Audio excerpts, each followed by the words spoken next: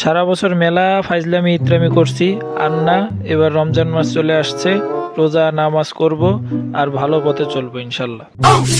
আরে উই যে ওইটা কাশেম না? যাক, কাশেমের লগে দেখা হইব, যাই, ওর লগে কথা আছে। কাশেম, তুই কালকে থেকে আমার সাথে আর চলবি না।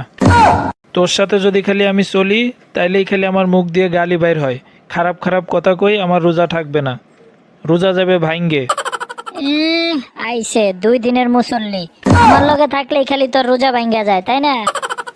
আজকের পর থেকে তুই আমার সাথে আর চলবি না, আমি তো তোর সাথে আসবই না, বাদ দে। আরে যা যা, নিজের মুখ আগে ঠিক কর, তোর সাথে না চললেই কি হয়েছে আমার? আব্বাস, বাবা উঠ, সিহরি করবি? কেন আম্মা?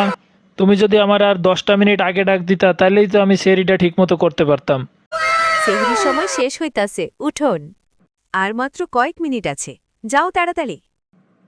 কিরে, আর 5 মিনিট সময় আছে, এখন আইসো সেরি খাইতে?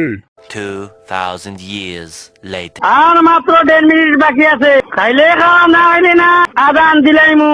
আম্মা, আর আজানের কয় মিনিট বাকি আছে? আমার তো আর সহ্য হচ্ছে না। এই তো বাবা, আর একটু। আম্মা, আর আজান দিতে কয় মিনিট বাকি আছে? আমার তো আর ভাল লাগতেছে না, গলা শুকায়া কাঠ হয়ে গেছে। তোরে রোজা রাখতে কে বলেছে?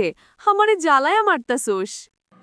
আম্মা, তুমি না আমারে বললা যে আর মাত্র 2 মিনিট সময় বাকি আছে? 2 মিনিট পার হয়ে 3 মিনিট হতে চললো, এখনো আজান দিচ্ছে না কেন?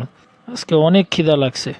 এই তো এখনই আজান দিবে, দেখব কত খেতে পারিস।